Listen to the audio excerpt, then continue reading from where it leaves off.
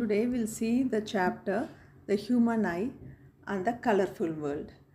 See, our eye is not just an organ. So it is the window to the beauty of the world. Hope you love. Yes, no. It helps us enjoy colors, shapes, and light. And the colorful world around us is a miracle of light, science, and nature. Correct? No. Everyone will accept that. Yeah, because our eye is a wonderful part God has given. Okay, so move on to the function of the human eye. So what is the function of the human eye? So your eye helps us to see object around us, identify colors, judge distance and size, see during the day and also in dim light. Okay, uh, roughly we can say your eye works like a camera. Okay, it captures the light and forms an image on the screen inside our eye. Correct, no? So it's your eye, it works like a camera. Okay, now we'll see the structure of the human eye. So now let's look at the parts of the eye and their functions. So the first part is cornea. It is nothing but it's a transparent front layer of the eye.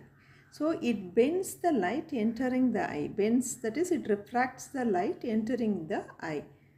The second one is aqueous humor. So it has a clear liquid behind the cornea. It maintains the pressure and provides nutrients. Okay. And then is your iris. Iris is the color part of the eye. It may be if you see some people, they have a brown eyes, blue eyes, etc. That is iris. That's the colored part of the eye. It controls the size of the pupil. Okay. Next is pupil. The black spot in the center, no, it is the pupil. It is a hole through which light enters. Okay, it will adjust the size. In bright light, it becomes small. In dim light, they'll become large. Okay, so you can adjust. Okay, move on to the lens. Lens is a transparent and flexible part. Okay, it focuses the light onto the retina. It shapes or it will adjust the shape also by the ciliary muscles.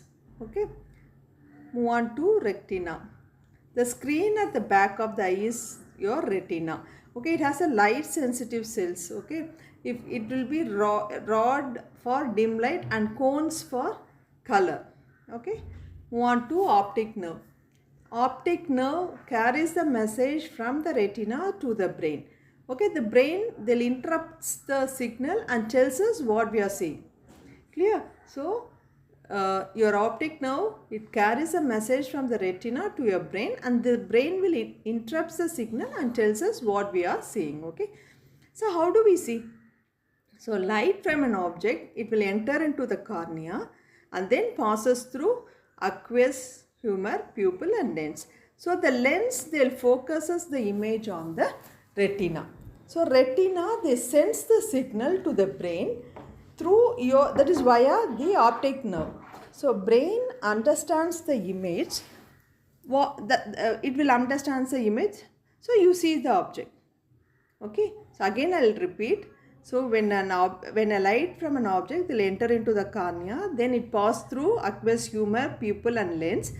The lens will focus the image on the retina, and retina, it will send signal to the brain through your optic nerve, and the brain will understand the image that you see the object. Okay.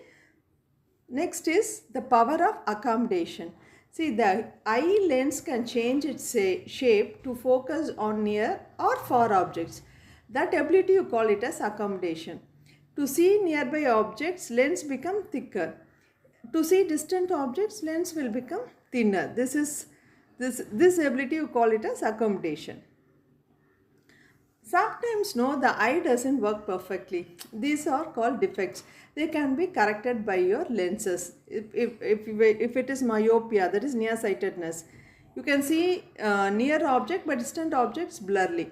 So the reason behind is eye is too long or lens is too curved. Okay.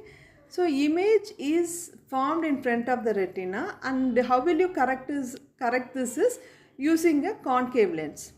Okay. Then hypermetropia, that is far-sightedness. You can see distant objects, but nearby objects will be blurry. So the reason is eye is too short or your lens is too flat. Okay, so image is formed behind your retina. And how will you correct this? No, by using your convex lens.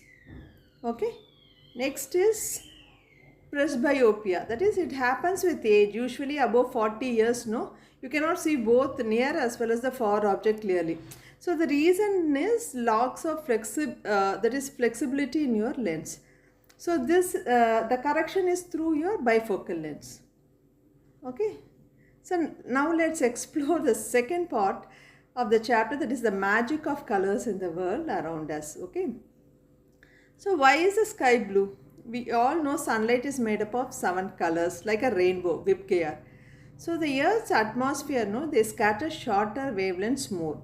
So blue light gets scattered the most. So we see the sky as blue. So this is the reason behind. Okay. And why is the sunset red? In the evening, again the sunlight travels a longer distance through the atmosphere. And blue and green get scattered away. Only red and orange light will reaches our eyes. So the sun looks red during sunrise and sunset. This is the reason. And the formation of rainbow, after rain, a tiny water drops in the air, they'll act like prism. So sunlight they'll enters, bends, reflects, and then bends again. So that this splits, they split the white light into 7 colors, forming a rainbow. That's the formation of rainbow. When white light passes through a glass prism, they split into 7 colors. That the splitting of 7 colors, you call it as dispersion. That is your Vibgaya, violet, indigo, blue, green, yellow, orange, red. So that's your colors. Okay. When light hits tiny particles in the air, it bounces in different direction. So that you call it as scattering. So dispersion is when white light passes through a glass prism, they split into 7 colors. That you call it a dispersion. Scattering means when light hits any tiny particles in the air, they bounces in different direction. That you call it as scattering. So shorter waves, it is blue. And they scatter more than longer waves, that is your red. Okay, so this is the human eye and the colorful world. Hope this video is useful to you. Thank you.